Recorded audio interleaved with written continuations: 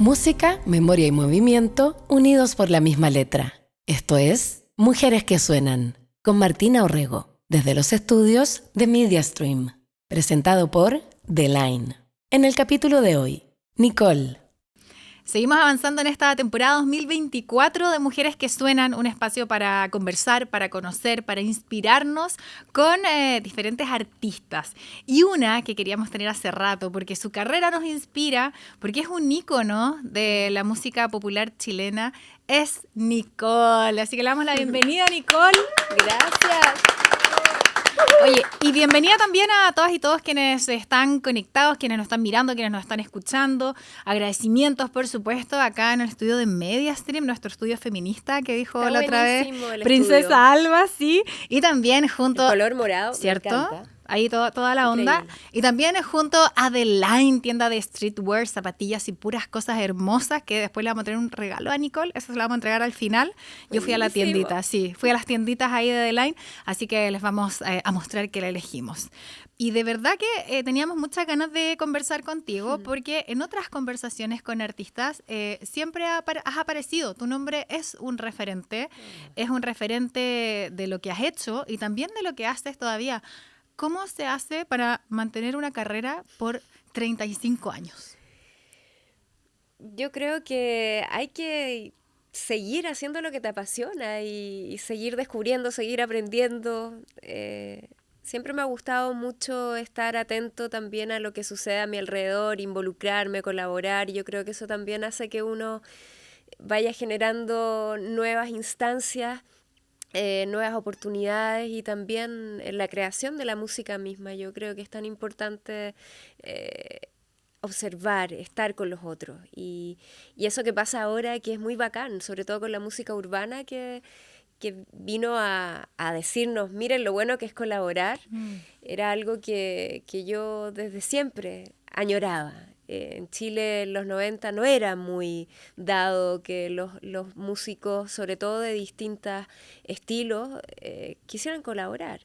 Y a mí siempre me intrigaba y me daba muchas ganas y me intrigaba como los brasileros, ¿no? Los mexicanos, que son tan colaborativos y que siempre estaban como cruzándose unos con otros y apoyándose. A nosotros nos costó mucho más entender eso y como me estaba recordando y la otra vez posteé un Singamulán con Gonguana, por ejemplo, en la SCD, año 96, 97. Se lo recordaba al Kike el día que hicimos el homenaje a Miriam. Un hito así Heavy. para la época. O sea, y después tocamos más veces con Gonguana. Ellos me invitaron a mí en esa misma época a tocar Singamulán, también con los Tetas, con Lucibel, después ya con la Denise Malebrán, con Psycho. Entonces ahí como que siempre a mí me ha gustado mucho eso de la colaboración y yo creo que eso es súper esencial para uno seguir creciendo, seguir aprendiendo, seguir entusiasmándose, apasionándose por lo que hace. Eso yo creo que es principalmente por lo que sigo acá, porque me apasiona mucho lo que hago y siempre quiero descubrir otras formas, hacer mejores canciones cada vez, conectar más con mi música, con los demás. Lo que pasa con los demás también, cuando uno canta y sientes que esa canción llega a otra persona y le hace sentido, es adrenalínico, es como una droga buena. Yo digo 35 años y suena tanto, pero partiste Sí, suena, muy es harto. chiquitita. Sí. ¿Qué fue lo bueno y lo malo de pronto haber partido tan chica? Porque tu primer disco lo sacaste A con los 12. 12 años. 12 años, sí, pues. 12 años, 35 años de eso. Yo no siento que hubo nada malo porque no tuve esa infancia de artista que dejó todo para ser artista. O sea, de hecho, mis papás eran como súper claros en que si yo cantaba, tenía que estar en el colegio, pasar el colegio, no saltarme ningún día. Bueno, pedimos algunos días en algunos momentos para ciertas cosas, para ciertos conciertos especiales o el viaje a Madrid que grabé Esperando Nada, de eso ya 30 años, se cumplen este año. Sí, está de cumpleaños. Está de cumpleaños, 30 años. Es heavy, pues, pensar que esas canciones a los 17 años las estaba grabando y y también componiendo muchas de ellas. Era la primera vez que empezaba a componer en mi segundo disco. Entonces, no tuve una infancia como que me salté etapas, sino que por el contrario, tenía que estudiar en los ensayos, previo a en las pruebas de sonido. Fue un poquito más intensa mi vida de adolescente, preadolescente y adolescente, pero entretenida igual. ¿Hubo alguna vez en este periodo alguna duda de si querías o no dedicarte a la música? No había duda, o sea, sí, en realidad nunca sentí como duda de no me gusta la música. Sí, a veces sentía duda de la mala onda y la buena onda extrema, como que me daba un poquito nervio eso al principio. Obviamente uno cuando es chico o tiene esa edad de 13 años, como que te estás conociendo, te estás cuestionando, te interesa mucho lo que digan tus pares, necesitas ser parte de un grupo. Es como súper esencial a esa edad eso. Si no está ahí, no tienes a tu grupo de amigos, te sientes solo. Y tal cual estaban las amigas que me apoyaban, igual estaban los otros en el colegio que me molestaban un poco, que me perdían autógrafos como en broma. Entonces como que eso igual, el chico que me gustaba también me hizo ahí ¿Qué te hizo? su desaire en su momento. Me acuerdo que estábamos reuniendo plata para ir a Algarrobo a paseo de curso.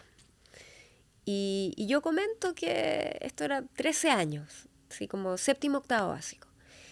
Y yo comento que yo tenía un lugar y que conocía músicos porque ya llevaba 1 año, 2 años cantando y que podía reunir a gente y yo también cantar para cobrar entrada y que fuéramos los papás y todos a pasarlo bien y cobrar una entrada para el paseo curso. Entonces yo sentía que había dado como una súper idea y volviendo de un recreo, veo a este chico con otro grupo de gente. No, pero ¿qué va a hacer la Denise? A lo mejor, ¿a quién va a convocar? No sé si sus canciones no se conocen. No sé si es una buena idea. Y a mí como que... Oh. Y yo así como que hice un Michael Jackson para atrás, me hice bomba de humo. Y me dio pena. Y llegué como súper triste a la casa. Y mi mamá se enojó mucho, así como, no vamos a hacer ninguna cuestión. No vamos a ir al paseo. No, al paseo, que todos hagan, se las arreglen como, pero no vas a preocupar. Estaba súper enojada mi mamá. Y claro, creo que le comentó a la profesora jefe y después todas me andaban pidiendo disculpas, lo cual fue como peor. Pero claro, esas cosas me pasaban y eso me daba como... Me inquietaba, pues, y me daba pena de repente que la gente...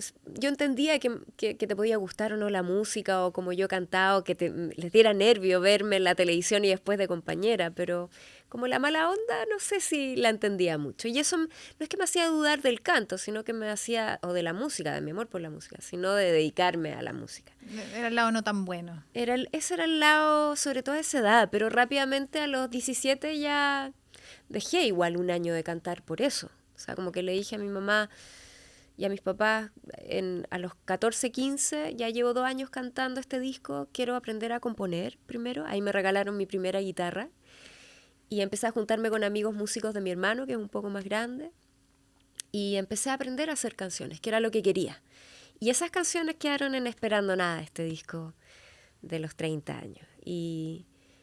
Y claro, a los 17 años haciendo todo este disco y componiendo me di cuenta que al margen de la buena onda, de la mala onda, si te tiran buenas vibras o les gusta tu música o no, a mí me gustaba mucho lo que estaba haciendo y la música y compartir con músicos y aprender. Así que iba a darme una nueva oportunidad y mostrar estos demos. Y estos demos llegaron primero a Polygram, que era un sello discográfico que ahora ya no existe. Y Polygram, el director dice, están muy lindas las canciones, pero nosotros andábamos buscando como una Lucerito chilena. Y fue como, oh, pero ¿cómo? Así como, esto es una señal de que a lo mejor no va a pasar nada. Y ahí justo llegó esta otra invitación de BMG y este director, que era Oscar Saavedra, dice totalmente lo contrario. Dice, quiero más canciones tuyas compuestas por ti, qué bacán, qué bueno, vamos con todo. Entonces fue como esto de Polygram, que quería que fuera una Lucerito, fue como primero un bajón y después ya fue buena onda poder tener esa posibilidad de que alguien creyera no solamente en mí como cantante, sino como compositora. Y de esas canciones, ¿te acuerdas cuál fue la primera que compusiste? Con este sol se llama, Con este sol, que es una canción lenta del disco Esperando Nada. Y de ahí, con Claudio Quiñones, hicimos Con este sol, que la mayoría de la letra la compuse, y Dame Luz también, junto a él, y Va a llover, de ese disco, Va a llover, sí. Y ahora viéndolo en el tiempo, si bien ya habías partido tu carrera, seguías siendo muy joven, seguías siendo muy chica. Sí. Te fuiste a España a trabajar este disco. A grabarlo. A sí. grabarlo. Uh-huh. Súper como pequeña para la época. Sí, cuarto medio. Ahí sí que también tuve que pedir Pediste permiso, con los cuadernos. No, porque, bueno, llegué a hacer pruebas después de todas las pruebas así finales de cuarto medio. Ahí tú toda rockstar en España y acá. Y acá pero transpirando, porque aparte para cerrar el año bien. Y no, pero ya me apoyaron. Había cantado tantos años en el colegio que cómo no me iban a dar esa oportunidad de ir a grabar este disco importante. Este disco fue muy importante para tu carrera, pero también es un disco que es súper importante para la música popular chilena. Tiene, bueno, el mismo exitazo del Esperando Nada y otras canciones. Pero, claro, uno ve este lado bonito, este lado lindo también de los éxitos y uno lo mira con perspectiva en el tiempo.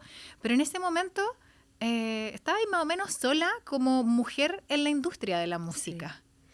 Bueno, estaban las grandes, ¿no? Estaba Miriam Hernández, que era, por eso fue tan emocionante para mí cantarle a Miriam, porque era la más cercana. Yo me acuerdo de los festivales, yo abría los festivales porque era más niña y estaba comenzando. Y después seguía a Miriam Hernández, y yo la observaba y le dije ese día, nos hemos encontrado muchas veces a lo largo de estos años, pero nunca le había dicho que para mí fue súper fundamental verla cantar con tanta conexión con ella misma y pasión, como sintiendo realmente lo que cantaba, lo que decía. Para mí verla de atrás fue un gran aprendizaje, como en el sentido de que no necesita ser la cantante perfecta ni la afinación perfecta, pero sí uno necesita conectar mucho con uno mismo para poder conectar con los demás. Y eso se lo vi mucho a Miriam en esa época. Y estaban todas las otras cantantes, Gloria Simonetti, Ginetta Acevedo, Palmenia, increíble también con su interpretación. Iba a todos los festivales de regiones, entonces me encontraba mucho con ella. Pero claro, no había alguien que en esa época hiciera música más pop, ¿no? Más contemporánea. Más contemporánea. Y claro, después vino en el mismo sello la Javi, que bueno, ella venía haciendo teatro, pero su disco Corte en Trámite fue casi un poquito después que Esperando Nada. Entonces ahí empecé a compartir, después la Colombina Parra con los ex, después la Anita Tijoux. Entonces ahí como que la cosa se empezó como a mover con Maquisa y después ella sola. Pero claro, a los 12 era más estas mujeres que para mí eran súper potentes igual, porque a mí me gustaba mucho mirarlas y observarlas y escucharlas en vivo, pero claro, eran canciones más románticas que hablaban de situaciones de una mujer mayor, ¿no? Más grande, no tenía esa par, digamos. De lo que pasa ahora, que es muy bacán, que uno puede compartir con tanta gente de distintas edades. Eso es lo que pasa ahora, y hay tantas mujeres haciendo distinta música, distintas generaciones, súper interesante. ¿Qué fue lo más complejo de hacer música en esa época, siendo mujer, siendo poquitas, lamentablemente, como en este espacio más, haciendo lo mismo, de estas colegas que son más pares? Es que en esa época para mí no era yo era niña. Lo primero para mí era ser una niña en un mundo adulto. Y niña, ni siquiera niño. Entonces, todos los técnicos, los músicos, los productores en general eran señores y como que me decían, a ver, pero espérate un poco. Yo quería hablar y como que no me dejaban mucho opinar, ¿no? Entonces como que entendí rápidamente que tenía que saber bien qué decir. Tenía que tener muy claro lo que quería decir, cómo lo quería decir, cuándo lo quería decir, para que me pudieran escuchar y tomar en cuenta. Me recuerdo siempre de Carlos Urquiza, un gran director y músico que trabajó muchos años en televisión con el Pollo Fuente y todo. Él fue el primer director de la banda que yo tocaba. Después yo toqué con su hijo, con Carlos Urquiza Jr. Pero en esa época eran bien mayores, eran mucho más grandes que yo, eran adultos y yo le quería explicar al tecladista que la intro la estaba tocando distinta, entonces me costaba entrar a la canción. Entonces él como que me hacía callar y me decía, espérate, mijita. Aparte el mijita siempre como que me mijiteaba mucho. Sí. Era como, ay, mamá, me carga que me digas mijita. Espérate un poquito, Nicole, que arreglemos nosotros la cosa musical y después opina. Después entra y tú. Después entra y tú. Era como que, espérese un poquito, mijita. Y ya esperaba, pero seguía haciendo la intro mal. Y yo, es que la verdad que así no es la intro. Bueno, cuando estudies música, ahí me vas a enseñar a mí. Así de repente me contestaban. Y justo llega Carlos Urquiza y dice, a ver, escuchen a Nicole porque ella es la que está al frente del show. Y vas a tocarlo para que ella se sienta cómoda. Y él como que me validó, ¿no? Como que me dio esa fuerza y me respetó. Y ahí sentí que tenía un apoyo, pero eso para mí fue lo más difícil. Y después, claro, sí, ya más grande, estar en un mundo igual de hombres siempre y creciendo en el medio. Ya no era la niña, era un poco más grande, entonces me ponía mis mini y de repente era como un poco incómodo. Pero como siempre tuve hermano hombre y siempre fui como muy de muchos amigos hombres, más que mujeres cuando era más chica, sabía lidiar bien con los hombres, siento, como que sabía poner mis puntos y no tuve momentos desagradables y mi mamá siempre estaba atenta también. Entonces ahí pude lidiar con esas cosas medias machistas. Y además eras la girl boss de la banda, pues, o sea, al ser solista, al ser tú la frontwoman, la que está adelante, Sí. O sea, efectivamente estás a cargo. Sí. Pero yo creo que cuando uno tiene, ahí uno comienza a aprender a ser líder. También es como en todos los equipos de trabajo, ¿no? Como si lideras algo tienes que primero darle la voz a la gente. Y eso al principio no es que me costaba como delegar. Entonces, eso también lo aprendí como de chica, de joven, como a delegar, a confiar, a que cada uno también fuera creciendo y así también se enamoran más de tu proyecto, a pesar de ser un proyecto que llevaba mi nombre o que lleva mi nombre hasta el día de hoy. Hago partícipe y le doy la palabra y que crezca cada uno en su área y eso hace que uno también aprenda, ¿no? De los otros. Entonces fue muy entretenido poder aprender de eso, de trabajar en equipo todos estos años. ¿Qué tan importante fue el rol de tu mamá, de tu familia, en este momento, en ese proceso? Todo, porque cuando llegábamos a casa sentía el apoyo, el cariño. Nosotros somos 4, entonces siempre estábamos juntos, siempre comíamos juntos y podía decirles lo bien que me sentí, lo emocionada o el nervio que me dio. O la situación medio incómoda, o sea, había un lugar de confianza absoluto en casa y mi mamá siempre me acompañó también aprendiendo, porque ella nunca fue del ambiente de la música, ni músico, nada, entonces a veces yo la veía a ella transpirar y decir, ay, ¿dónde tengo a mi hija? ¿Qué estoy haciendo? Yo le decía, tranquila, mamá, vamos, porque habían situaciones en festivales, canté en muchos lugares distintos, desordenados, otros que no nos querían pagar, así, situaciones así, yo ahí.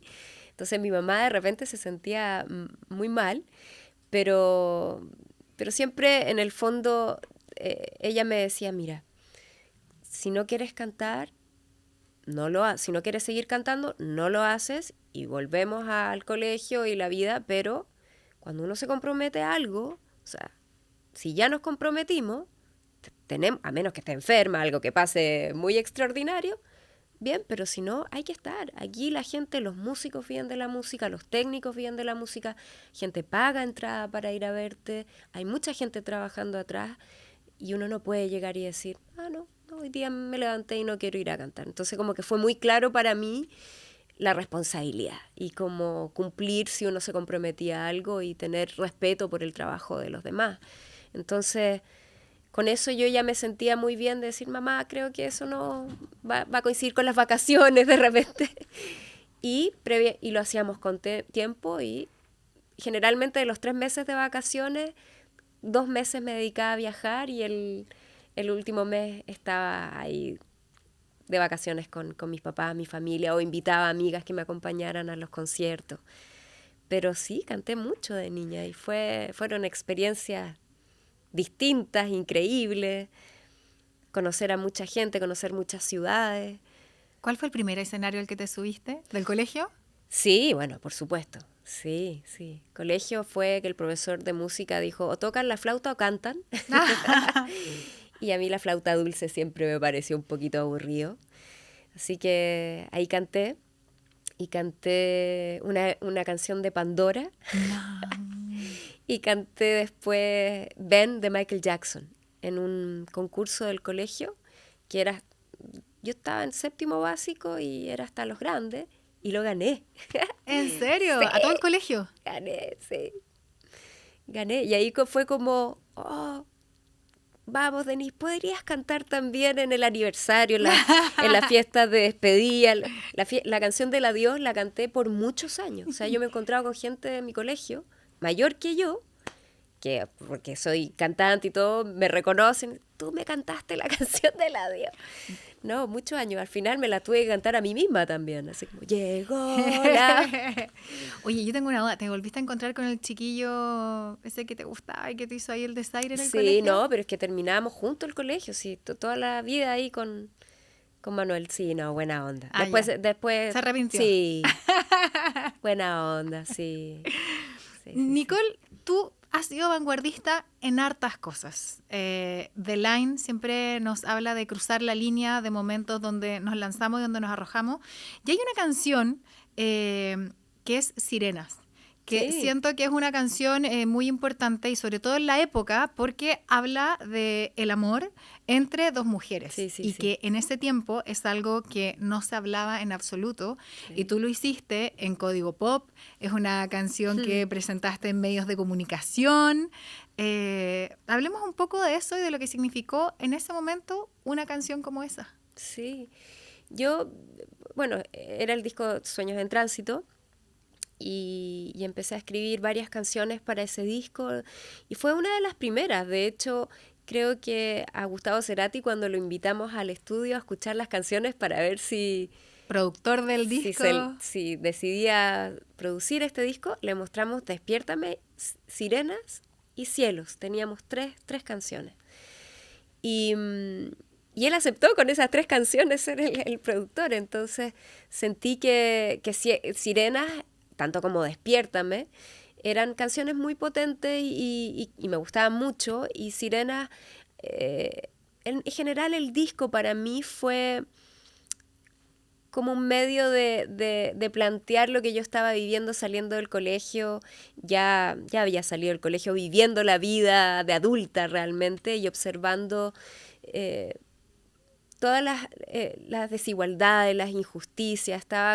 Tenía 20 años y había una canción, por ejemplo, que se llamaba Cuervos, que hablaba de la discriminación laboral por ser... tener un físico específico o por ser mujer entonces como que el disco en sí habla mucho de eso, como de mi visión, de cómo yo veía la sociedad y en mi mundo reciente de adulta, de pagar las cuentas, de trabajar. Y en eso sentía que, bueno, tenía estas amigas que estaban totalmente enamoradas y tenía amigos gay también y sentía que era mucho más tabú aún ser mujer enamorada, ¿no? De otra mujer. Y lo encontraba tremendamente injusto porque yo veía que ellas llevaban una relación muy sana y muy bacán. Y a pesar de que en esa época, en general, ser gay o lesbiana era mucha discriminación, el ser lesbiana era aún más, ¿no? Se hablaba aún menos. Claro, era como que no se hablaba, se escondía, las mujeres pasaban más piola, ¿no? Siendo amigas, y como que tenían que estar muy escondidas, y eso me provocó mucha rabia en un momento, y decidí escribir de ella.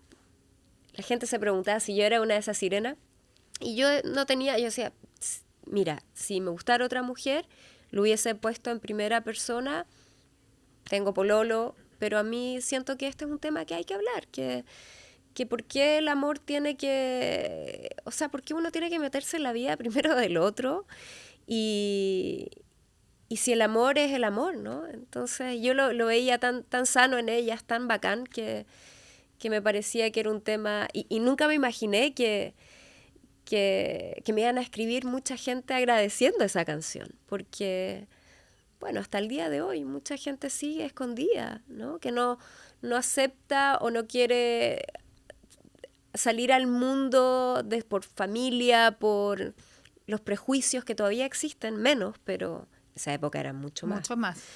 Pero aún siento que no está totalmente zanjado esto del respeto entre las personas, más allá de la sexualidad. Yo creo que me encanta lo que pasa ahora con las disidencias y que se hable de que en el fondo uno es lo que es, ¿no? Y que tiene su intimidad y su sexualidad y es aparte. Entonces, en esa época costaba mucho hablar con gente mayor sobre todo. Y me acuerdo haber estado hablando con mi abuelo de esta canción. Y mi abuelo, ni siquiera mi papá. ¿Sí? O sea, mis papás encontraron que estaba bien, pero con mi abuelo tuvimos una larga conversación. ¿Qué dijo? Me decía, ¿pero tú encuentras que está bien? Sí, pues, tata, encuentro que está bien hablar de ciertos temas en las canciones que identifican. Las canciones te acompañan, te identifican, te hacen bien. ¿Por qué yo no voy a poner un tema que a lo mejor hay muchos, como estas amigas que la conocía y no sabía que era lesbiana, se enteró ahí. Con la canción. Con la canción. ¿Viste? O sea, ¿por qué yo no puedo dar un espacio para este tipo de conversación a través de una canción? Así que siento que fue muy bueno poder abrir una pequeña puerta y con las canciones, si hablen de distintos temas, le hacen sentido, acompañan a alguien, eso es un gran logro, siento. Oye, trabajaste con Gustavo Cerati. Sí. En esa época, para ti, ¿eras fan de Gustavo Cerati? Totalmente.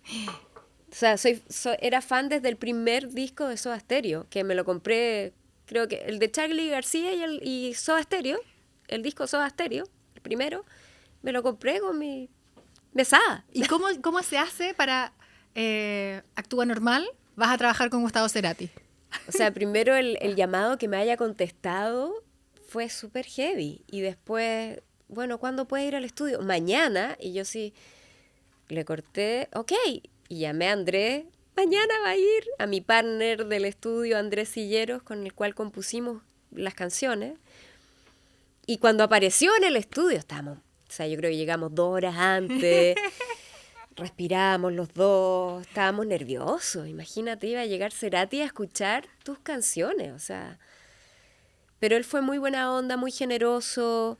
Estuvimos largo tiempo conversando, él fue a mi casa, fue al estudio, yo fui a Buenos Aires, nos hizo ensayar a toda la banda, fue muy loco, las canciones cuando ya las tuvimos, después de varios meses, ensayamos previo a tocar el disco, entonces fue muy distinto el trabajo, es como una banda, nos trató como una banda, todos teníamos muy claro qué grabar, grabamos el disco, entonces ya después no teníamos que ensayar mucho para el lanzamiento, ¿no? Y de ahí nos fuimos a Londres, que imagínate, o sea, fue decisión de él. Bueno, ¿Qué ¿Qué te parece ir a Londres? Así, no, qué terrible, no. Maravilloso, porque muy fan de la música inglesa, así, a full, o sea, aparte de Bowie, de The Cure, de Led Zeppelin, de los clásicos más heavy, yo también escuchaba mucha música electrónica en esa época que nos gustaba a los dos, Orbital, The Orb. Entonces, también lo pasamos muy bien viendo música allá. Él me acompañó a comprar mi primera guitarra eléctrica en Londres. ¿La tienes todavía? La tengo todavía, por supuesto. Una Washburn roja, sí.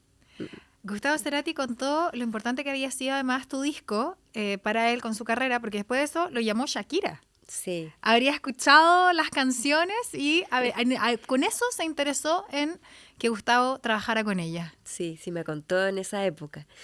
Me dijo, Shakira me acaba de llamar. Bueno, Shakira que estaba partiendo también. No, pero ya llevaba Sí. tiempo Shakira también.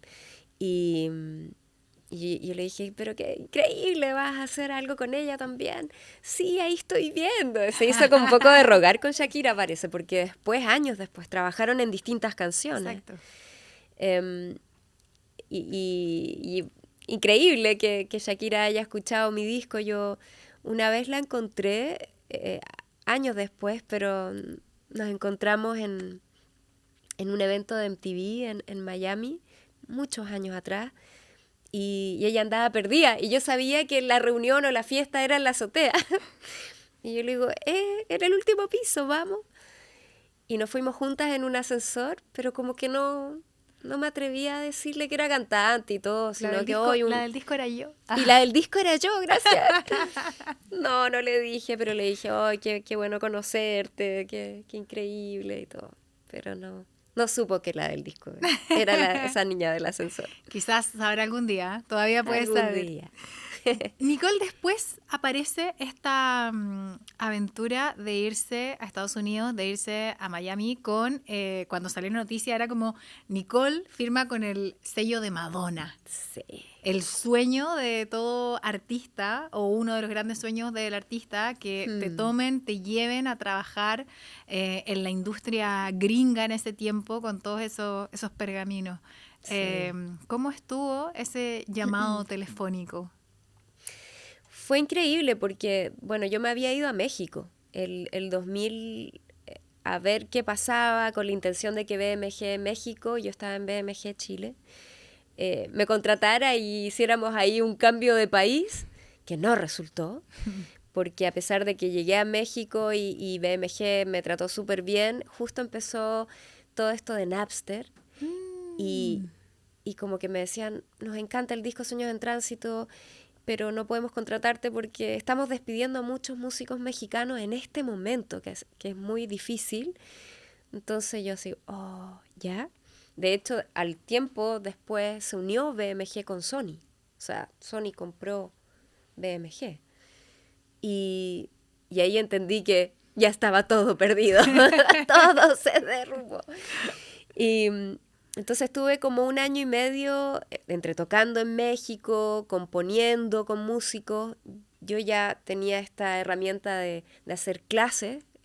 Yo me titulé de Pro Jazz, hice clase el último año de profesora de canto, entonces también ahí pude moverme un poco, grabé discos, coros, porque también los ahorros se iban... Había que hacerlas todas. Había que hacerlas todas. Y dentro de esto, mis demos llegan a EMI Publishing, que compartía oficina con Maverick en Miami. Entonces, un chileno de la EMI lleva estos demos, Fernando Briceño, a Miami y se los pasa al director de Maverick. y él se lo manda a Madonna, porque justo estaban ellos reclutando a artistas justo, así como tuve esa suerte también de que Madonna quería abrir Maverick Latino y quería músicos latinos.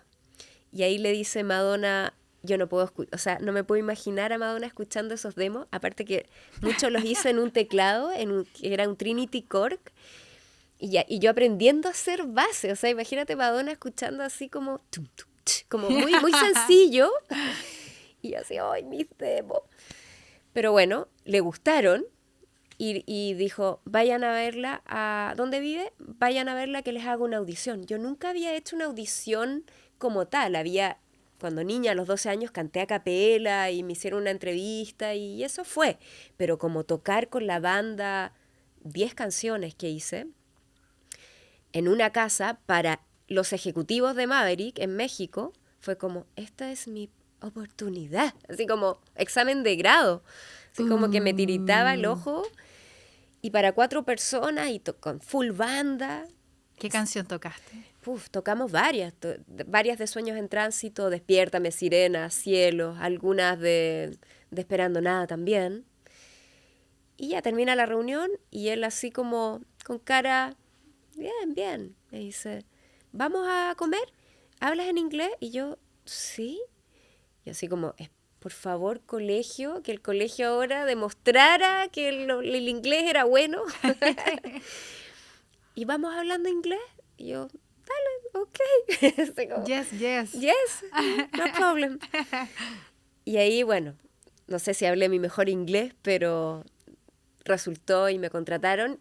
Y claro, estuve 1 año y medio en México. Yo quería y pretendía estar muchos más años en México, pero la invitación era a vivir a Miami. Así que ahí me trasladé y empezó todo este mundo nuevo, increíble, porque más encima me contrataron por 5 años, entonces era un sueño poder tener todo ese tiempo, o sea, 5 años, 5 discos, que era mucho. Todo ese tiempo para desarrollar una carrera, un disco, música, me sentía muy privilegiada y muy feliz. Y ahí empecé a tener mi banda, empezamos a tocar y empezamos a hacer canciones para este disco, el cual se grabó en Nueva York, que fue también increíble porque yo no conocía Nueva York. Y estuve 3-4 meses ahí trabajando con músicos increíbles, que no voy a olvidar jamás, con un productor muy interesante, Andrés Levin, venezolano que vive hace mucho tiempo en Nueva York, que trabajó desde D'Angelo, Macy Gray, Caetano Veloso, Marisa Monte, mucha gente, bueno, con Ana Torroja. Ahí conocí a Ana Torroja. La primera vez que, bueno, obviamente que era fan de Mecano, entonces también cuando la conocí, porque él le produjo un disco a ella, fue muy lindo. Nos recordamos de eso con Ana después. No, fue increíble ese disco. Primera vez que grababa vientos, cuerda, Sterling Campbell en la batería. Sterling Campbell, baterista de David Bowie hasta sus últimos días, imagínate, y grabó muchos discos con Bowie. Baterista de los B-52s, de Cyndi Lauper. Entonces yo no voy a creer que conocía a Sterling Campbell y nos hicimos amigos y grabó en Panal, Sterling también. Volvió. Y hasta el día de hoy hablamos con Sterling, tremendo músico. Fue increíble ese momento también. Fue el 2001, yo estaba cuando pasó lo de las Torres Gemelas, el atentado, entonces fue también muy intenso estar ese tiempo en Nueva York, grabando el disco. ¿Cómo lo viviste? Fue heavy, porque yo, imagínate, con toda la ilusión, Nueva York por primera vez, una ciudad alucinante, conociendo a estos músicos, levantándome, yendo a grabar, yendo a ver músicos, o sea, estaba viviendo un sueño. Y de repente sucede esto. A 20 cuadras de donde yo estaba, el estudio quedaba a 10 cuadras. Y claro, como nos quedábamos hasta las 3 de la mañana de repente, llegaba a 3:30 o 4, a las 8, que fue el atentado, yo estaba durmiendo realmente, y me despierta mi mamá. Hija, ¿dónde estás? ¿Dónde estás? Y yo, ¿qué? Y salgo y veo un humo increíble y en vivo en la tele veo el segundo avión que choca con la torre. Y yo había estado 3 días antes intentando subir a una de las torres, pero había una fila enorme y dije, ya, vuelvo otro día. Y fue súper heavy porque el miedo que todos sentimos en todas partes del mundo, ¿no? Y como el no entender la violencia, el no entender el por qué, el qué será terrorismo, y todas las alertas, todo lo que sucedió después. No anduvimos en metro durante mucho tiempo por las posibles bombas, entonces era muy difícil trasladarse en Nueva York. Pero lo más heavy para mí fue sentir el miedo y ver la tristeza y gente que te preguntaba por sus desaparecidos, y tú empezabas a ver las fotos de las personas, ya se te iban repitiendo en todos los 7-Eleven, en los markets, y tú ibas reconociendo caras y en cada esquina había gente rezando, uniéndose, abrazándose. Fue ver cómo una ciudad tan luminosa y potente pasa esto tan grave, tanta gente murió al mismo tiempo, pero al mismo tiempo se unieron tanto, como que ahí tengo ese como cariño extra por esta ciudad cada vez que voy, porque vi como la humanidad se enfrenta a situaciones extremas y tan terribles, como sale adelante en realidad, como que vi eso, porque después tuve 3 meses después también, o sea, no nos podíamos ir, No. Y terminar un disco así, que es uno de mis discos más positivos, o sea, como en cuanto a lírica, letra, yo decía que Qué contradicción. qué contradicción, cantando Viaje Infinito, Vida, no sé lo que pasa. Me sentía como, qué loco estar cantando estas canciones en un momento tan oscuro. Y después de ese disco, los 5 discos no fueron con Maverick. No. Tú vuelves a Chile y también... Cierra Maverick. Y te devuelves y también partes el camino de la independencia, de empezar a trabajar de manera independiente. Otro momento también clave, siento yo, donde finalmente todavía habían sellos, no tantos, pero ya estaba bajando. Y también te lanzas con eso, vuelves a cruzar esa línea, vuelves a lanzarte con el camino de la independencia. Sí, es que, o sea, obviamente no te puedo negar que cuando supe que Maverick cerraba, llamé a mi mamá y llorando, pero mamá, no importa, porque voy a seguir. Como llorando, pero empoderada, así como que sentí que nada, que ya no me iba a detener. O sea, como que sentí que todo lo aprendido, que igual fue bastante en Maverick, porque a pesar de que Maverick era de Madonna y un sello importante... Que suena muy grande. Suena muy grande y era mitad Madonna, mitad Warner. Éramos como los hermanos menores de Warner. En el fondo, acá en Chile y en otros países, la distribución fue por Warner. Entonces... pero éramos como que éramos la mitad de Warner, entonces no teníamos todo el apoyo de Warner. Era un sello pequeño, realmente, independiente, pero al ser pequeño, en el área latina, el americano era más grande, pero en donde yo estaba era más pequeño, pero eso también era bueno porque yo pasaba en la oficina. Yo me iba en bicicleta y yo decía, hola. Bueno, en BMG, aquí, que era una oficina más grande también, yo venía todos los días, o sea, no sé si todos los días, pero como que me saludaban harto y yo observaba siempre qué hacía la persona de prensa, qué hacía la persona de marketing, los freelance. Siempre lo observé en BMG y lo observé mucho más en Maverick. Entonces entendí que yo podía, teniendo presupuesto, haciendo tocatas, consiguiendo lucas, podía tener equipos para distintas cosas. O sea, la prensa, primero, bueno, juntar las lucas para hacer el disco, ¿no? Que es lo primero. Arte de disco, videos. Empecé como a desglosar los ítems y empecé a comprender que poco a poco yo podía armar equipos para distintas cosas. Entonces, cuando pasó esto de Maverick, le dije a mi mamá, voy a aplicar eso. Voy a empezar a ver los ítems el disco primero y las canciones, y de ahí voy a ver todo lo que es la promoción, armar la banda, video, voy a ir paso a paso. Y fue interesante, bueno, muchos lo están viviendo ahora hace mucho tiempo, pero en esa época, y sobre todo venir de la industria anterior, que te apoyaban en todo, pero también Te pedían harto. te pedían mucho, o sea, finalmente parecía que fuera como que te dan plata para cosas, pero igual era tu plata finalmente, les debías, y siempre hubo estas cosas de se gasta plata en los discos, en nuestra época mucho presupuesto en discos, pero había poco presupuesto en promoción. Entonces, todos los artistas, los músicos que estábamos en esa época, opinábamos siempre lo mismo. Como se la juegan en hacer los discos, pero ¿qué pasa con el ¿qué disco? pasa después? ¿Cómo tocamos? ¿Cómo lo promocionamos? Los videos antes eran aún más caros muchas veces porque eran en cine. La tecnología era distinta. Era distinto. Entonces, entendí que había que dividir los presupuestos para poder... Y uno sigue aprendiendo, pero de estos 35 años llevo casi la mitad haciendo eso. Una emprendedora. Sí, y me siento muy orgullosa porque he ido aprendiendo muchas más cosas de cómo yo quiero ser como artista, cómo enfrentarme, qué es lo que yo quiero mostrar en mi música, qué es lo que quiero contar. Como que al ver todas las otras áreas, uno también indaga mucho más en lo prioritario, en la música, en el arte, qué es lo que yo quiero hacer musicalmente, realmente, para mostrar a la gente.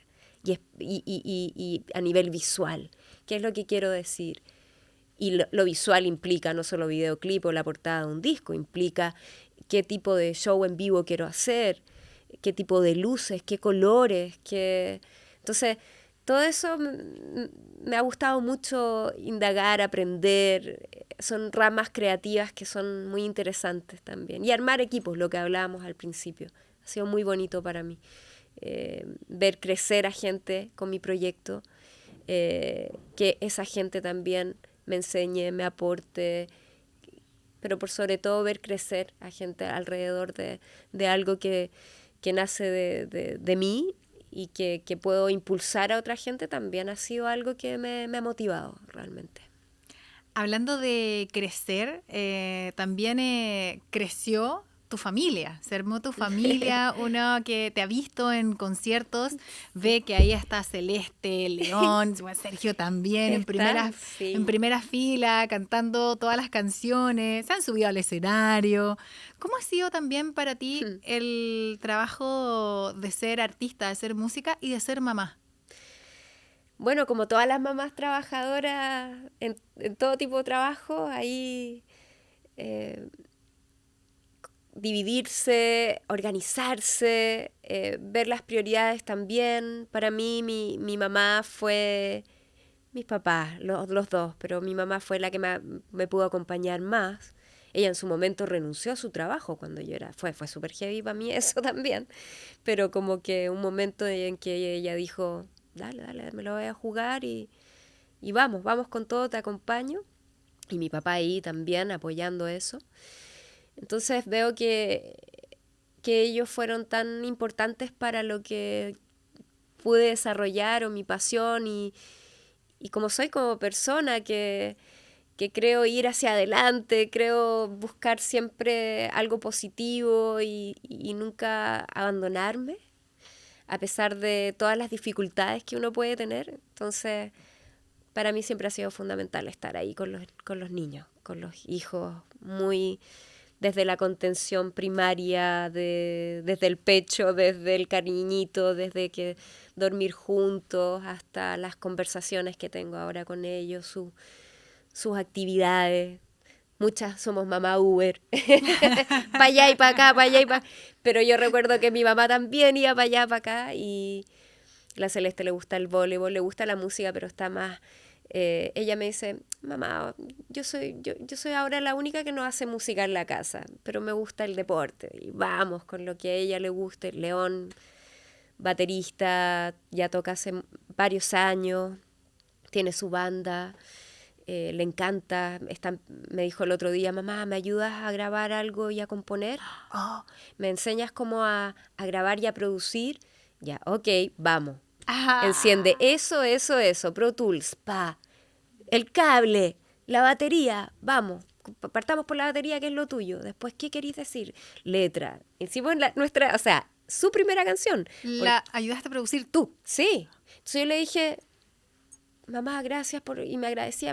Yo, no, si yo también estoy aprendiendo. Contigo voy a empezar a producir otras cosas, que también es algo que he tenido pendiente, porque me dan ganas de producir a otros músicos, pero todavía siento que me falta todavía tener más terreno, pero voy ahí, y imagínate apoyar a mi hijo con eso.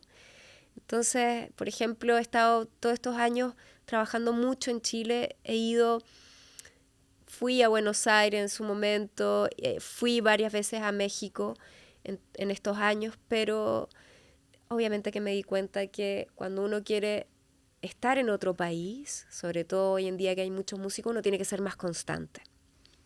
Y en un momento como que dejé eso para concentrarme acá, en Chile, y los discos que hice y todo, y tocar mucho más en vivo y estar con mis hijos. Y el año pasado, León me dice, mamá, deberíais volver con este disco, con Claro Oscuro, volver a otros países, porque yo creo que tu música tiene que llegar a otros lados. Y la Celeste dijo, sí. Y ahí vino esta invitación de un festival en Guadalajara, el FIMPRO, que fuimos ahora en febrero, y los dos me dijeron, no, mamá, dale, vuelve a hacerlo. Así que es lindo que ellos también te motiven nuevamente a seguir creciendo y expandiendo la música. Me sentí muy emocionada de cómo que ellos me impulsen también a volver a querer que otras latitudes escuchen, y ir a tocar a otros lados de nuevo. Así que en eso también estoy por ello también. ¿Y qué se siente tenerlos como público? Me encanta, o sea... ¿Son críticos? Son críticos, pero son apasionados. Me gusta porque les gusta mucho la música. Ellos, los dos han crecido, o sea, los dos a los 3 meses de vida ya me acompañaban a conciertos. León me acompañó a la primera cumbre del rock que se hizo en el Estadio Nacional. Esa fue mi primer concierto, imagínate, amamantando atrás. ¡Oh! Y fue la primera cumbre del rock, entonces yo así como, ¡trum!, se lo paso a Sergio León. Aguántalo. Yo me acuerdo así que estaba muy voluptuosa y así como rogando que no pasara nada en el momento en que estaba cantando. ¿Tomaste alguna precaución para eso? Tomé precauciones, sí, cosas que venden en las farmacias. pero uno, aparte, mamá, por primera vez, hablábamos también con la Mon hace poco. De hecho, ella me escribe cuando va a ser mamá y me dice, ¿cómo lo hiciste? Y le mando fotos de León embarazada. Le dije, tranquila, todos los embarazos son distintos, pero si te cuidas puedes cantar hasta el último momento, y a los 3 meses yo ya estaba, le contaba. Po. Pero también hablábamos con la Monse de que, claro, sobre todo el primer hijo, uno como que cuesta volver, a ella le pasó lo mismo, volver a ser, entrar salir del modo mamá, ¿cachai? Como cuerpo mamá, sensación mamá, a pararte en el escenario así como... Con actitud de... Soy cantante, actitud. Y la Monse me decía, y con mis vestuarios me decía de repente, ¿qué me estoy poniendo? Así como que no se hallaba al principio. Y yo le decía, a mí me pasaba lo mismo. Pero poco a poco la música va ganando, y también uno se va, es como una mamá canguro, te vas acomodando. Entonces ellos se emocionan, les encanta, aplauden. Me pasó hace este verano pasado, que me acompañaron a una gira que hice al sur, y en Valdivia León me estaba esperando afuera, o sea, atrás del escenario, y bajo del escenario y me abraza y como que no me quiere soltar, y yo siento así su guatita como temblando, y siento que está llorando, y yo le digo, ¿qué pasó? ¿Qué te pasa? No, mamá, nada, todo bien, me dice. Y no me quería soltar, y me dice, es que estoy tan emocionado porque veo todo lo que hacen, el equipo es increíble, tu conexión cuando cantas, todo lo que tú sientes y la gente como corea tus canciones, me siento tan orgulloso, mamá, es tan increíble todo lo que hace, llorando. Y yo así, ¡ah! Así como que le decía, no necesito ni un reconocimiento más en mi vida. O sea, con lo que me dice es lo más grande que yo puedo escuchar, el premio más grande que yo puedo tener, que mi propio hijo se emocione tanto con lo que hago y que se sienta orgulloso. O sea, y nos abrazamos por mucho rato y fue demasiado emocionante. Y yo creo que traspasarle eso a un hijo es de los mejores regalos que uno puede traspasar, el ser apasionado, el ser constante, el que él vea que a veces es complejo, él ve cuántas horas ensayo y me dice, ¿vas a ensayar de nuevo? Sí. Y ahora yo le digo, ¿vas a ensayar de nuevo? Sí, mamá. ¿Cuántas horas? 5. Yo le digo, pero 5 horas. Mamá, ¿tú ensayas más? Yo le digo, está bien, vaya a ensayar 5 horas. Oye, hablando de herencias y también de compartir todo lo que tú sabes, ahí lo compartías con León, lo que nos contabas, pero también eres súper generosa al compartirlo con tus pares.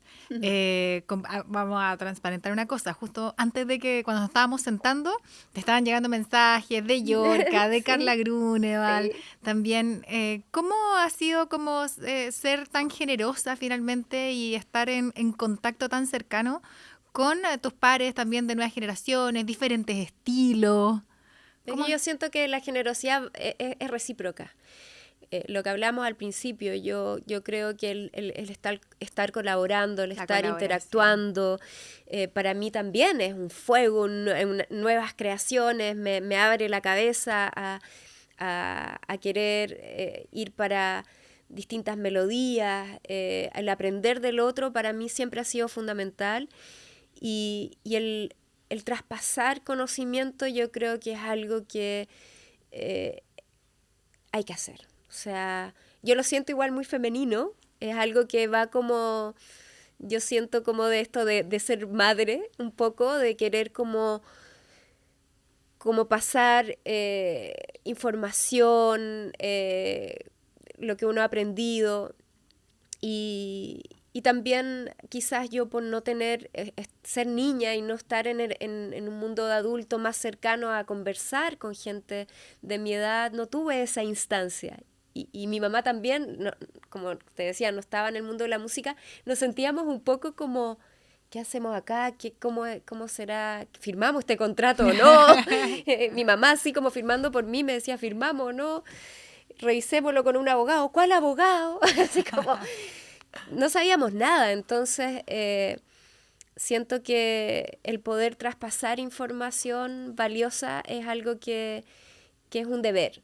Y yo creo que ha sido muy bonito poder hacerlo, poder seguir conversando, desde que conversé también, y la Fran siempre lo recuerda, Valenzuela, que pude decirle todos mis conocimientos que tenía hasta ahora y ella tenía muchas preguntas, lo cual me gustó mucho. La historia sabía esa que Fran te pregunta todo. Sí, como, los equipos, ¿cómo se arma esto? ¿Cómo se arman los equipos? ¿Cuánto ganan? ¿Cuántos sonidistas? ¿Qué técnicos son? ¿Cómo se arman las fichas técnicas? Mucha cosa como la cosa en vivo, ¿no? ¿Cuánto cobrar? ¿Qué rangos son? Entonces, eso no solamente se lo he traspasado a la Fran, sino a quien me pregunte. También hemos conversado mucho de cómo trabajar las redes sociales, cómo ir avanzando, cómo relacionarse con marcas, cómo moverse, con las Yorka siempre hablamos de los managers. La figura del manager es heavy, ¿sabes? No es fácil encontrar un manager o alguien que crea en ti. Entonces, la cosa de ir armando equipos es algo súper esencial en los músicos independientes. El confiar en alguien y crecer junto a alguien también. Porque ese manager ideal que tiene contacto, que cree en ti y que solamente puede trabajar para ti, casi no existe. Entonces, siempre estamos hablando de eso, de las visuales, de los shows, de la composición misma.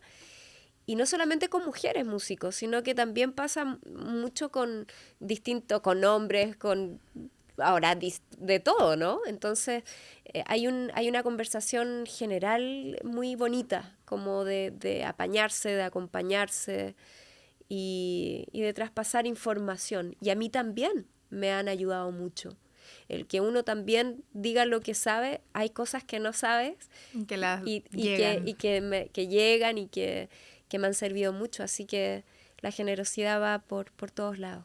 Y esa generosidad con tus pares, con las mujeres, tiene harto también de sororidad, sobre todo en estos tiempos. Sí.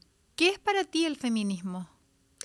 El feminismo, ser feminista tiene que ver con la igualdad, con el respeto hacia las personas. O sea, yo creo que estamos en una transición desde nuestras mujeres antiguas que han luchado por las cosas esenciales, desde la píldora, desde votar, desde la presencia femenina en lugares de poder, en lugares de trabajo importantes,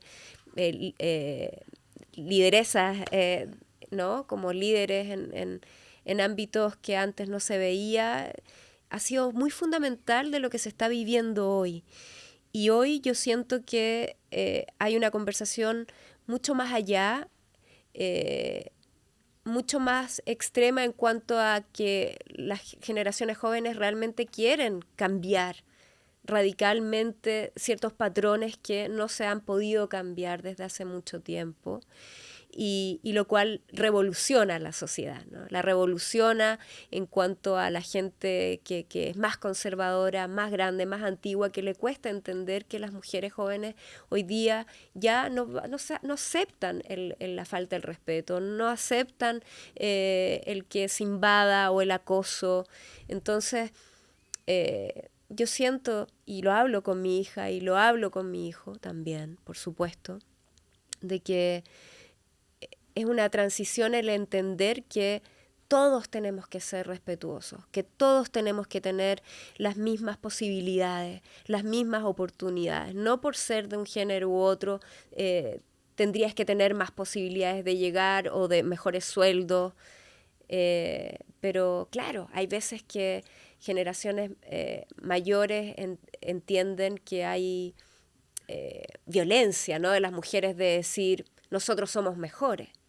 Y no es eso, sino que es el entender de que son tantos años que las mujeres han tenido muchos momentos complejos y han sido vulneradas, que ahora están en una posición rebelde. Hay mucha rebeldía ahí, pero también hay un aprendizaje en esa rebeldía social.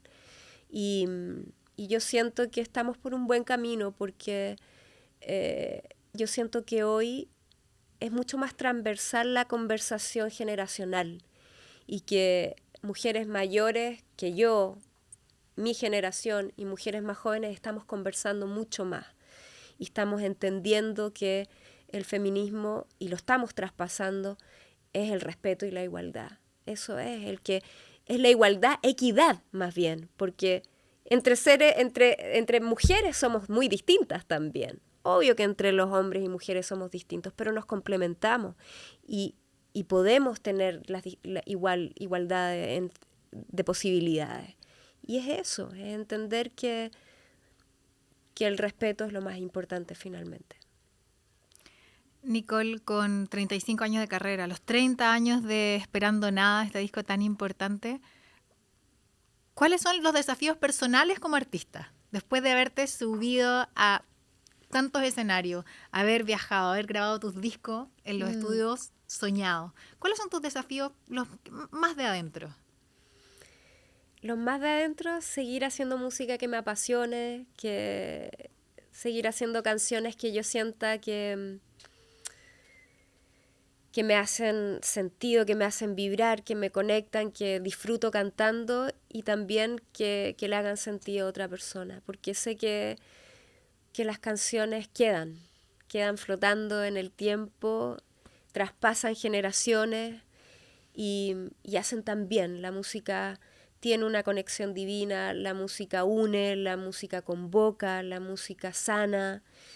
Entonces, dejar un legado para mí es es algo que es muy importante, pero un legado siempre y cuando sea muy honesto, muy con la intención de que sea algo que me mueva, ¿no? Que no haya un propósito externo. Y yo siento que siempre ese regalo me vino desde niña. De cantar de chica me di cuenta que el éxito o la fama, cuando tú haces algo público como ser un músico, un cantante, tiene que ser la consecuencia de una pasión que tú hagas bien.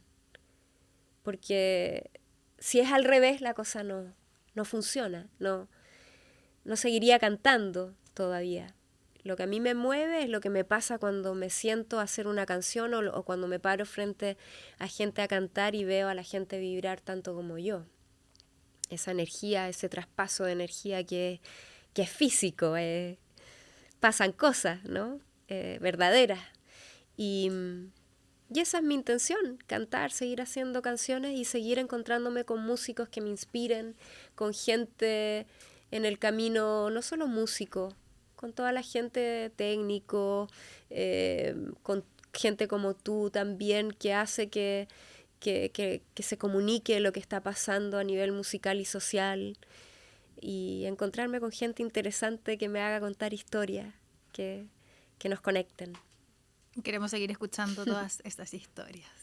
Muchas gracias, Nicole. Gracias, Marta. Oye, tenemos un momento que nos gusta mucho porque es el momento de los regalos, por supuesto. Buenísimo, Sí. me gustan esos momentos. Oye, porque con The Line, que es aquí nuestro auspiciador, este te lo elegí yo misma. Fui a la buenísimo. tienda de Line, sí, elegí zapatillas y otras cosas, pero elegí este para ti. Mira qué Muchas hermoso. gracias. Ahí este yoki. Oye, pero la cajita, ¿qué onda? A todo el mundo le gusta la cajita. Que se encanta. sepa, que se sepa. Que se sepa la caja. Que es hermoso, ¿viste? Ahí para... Me encanta. Sabemos que te gustan los gorritos, Me así como el encantan hermoso los que andas gorritos. trayendo. Me encanta. ¿Y esta es una polera? No, Este es un bolsito ahí para también todas las cosas que siempre necesitan todos los artistas. Por supuesto, Y me encanta. este Muchas gracias. También es de parte de MediaStream acá, que nos recibe para poder todas las semanas ir compartiéndole estos capítulos. Este es un vino que te va a gustar mucho. Vinito, Es- excelente. Sabemos ahí que lo vas a apreciar. Bueno, lo podríamos tomar juntas también. Oh, y estaría muy lindo. Vas a ver la botella y te va a encantar. A ver, vamos a abrir. Siempre me gusta abrir los regalos. ¡Wow!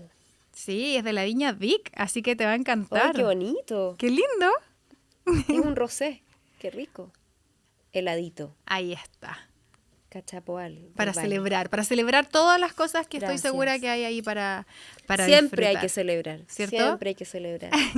Nicole, muchas gracias por venir. Muchas gracias a Gracias todas a y todos ustedes. también ahí quienes estuvieron con nosotros acompañándonos, conectados. Gracias a The Line, por supuesto. Muchas gracias a gracias. TikTok también, a MediaStream. Y nos vamos a volver a encontrar en otro capítulo. Muchas gracias. Nos encontramos todos los en la presentes, próxima. A todos los que están mirando.